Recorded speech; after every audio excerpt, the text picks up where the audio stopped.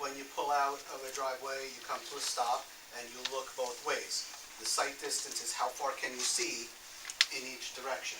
So if I want to apply numbers to it, I don't know how meaningful they will be, but when we come out of this driveway and look to the south, we will have a sight distance of approximately 600 feet. When you look to the north, which is towards Red Schoolhouse Road, you have a sight distance of at least 500 feet. To give you an idea of what that means, if you look to the north, you will see past Red Schoolhouse Road on Route 45. If you look to the south, you will see to the street that is, it's a small residential street called Amber Ridge Road. You will see past that street. That's the next street looking south. What those numbers mean, they're related to several factors dictate what the sight distance should be. One of the larger considerations is speed.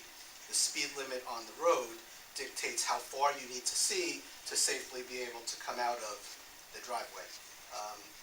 I sometimes try to explain this to people without the numbers, and what we've all driven, and when you come to that stop and you look to the right and you look to the left, sometimes you get in a situation where you don't feel comfortable and you have to keep looking because you realize you're not thinking of it as sight distance, but that's what that feeling is. You feel like you don't see far enough to feel safe.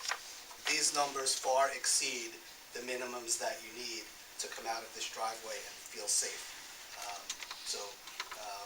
That's been documented on the plans. That's part of what the New York State Department of Transportation looks at when they approve the location of the driveway.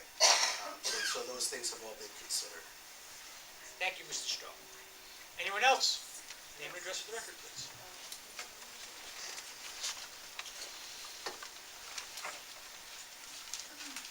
Diana Corbin, 6 Aberdeen Avenue, Chestnut Ridge. If I was to understand this gentleman correctly, there would be some minimal impact on the wetlands in the back of this facility? No. That was stated? With the sewer lines. Yes, there was the sewer lines. So, And what is the impact? And you also stated that it would be resolved. And how would it be resolved? so I'll point to the map real quick.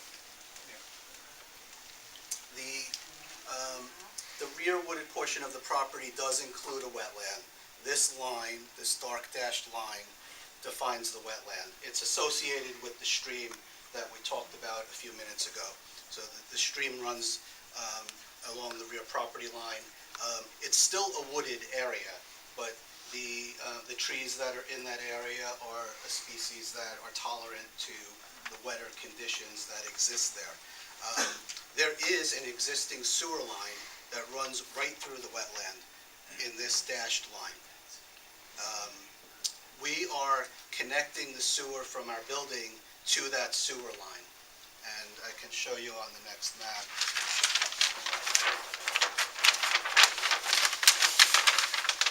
The location of that.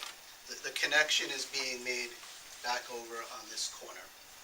So it actually has a very small encroachment into the wetland. It's right at the point where the sewer kind of just is barely in the wetland. So Yes, I'm very familiar with that because the Audubon Society does birding there occasionally. And I'm just wondering that my understanding was, and maybe I'm wrong, that the wetlands are really protected under federal law. It is. From any encroachment of sewage or dumping, that they are protected. And so I'm just concerned. I'll explain that a little bit. I'll explain that a little bit. They are protected. Under the federal law, a property owner is allowed to disturb up to 1/10 of an acre of protected wetland. 1/10 of an acre is approximately 4,300 square feet. And to try to put that into a context, it's the size of, if you take a typical size house and driveway and double it, it's about that large of an area. So it's not a very large area, but that is allowable under something called a nationwide permit.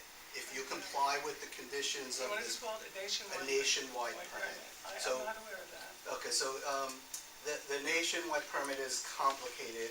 One of the things that it also allows is utility connections with the condition that the area is restored after the work is done.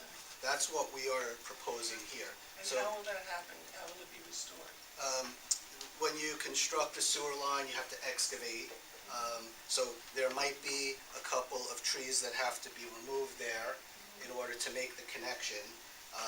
And when you finish the installation of the sewer, you fill the excavation back in, you compact it to keep it secure, and you plant, you seed it so that vegetation will grow back on it, and it will just become part of the natural area again.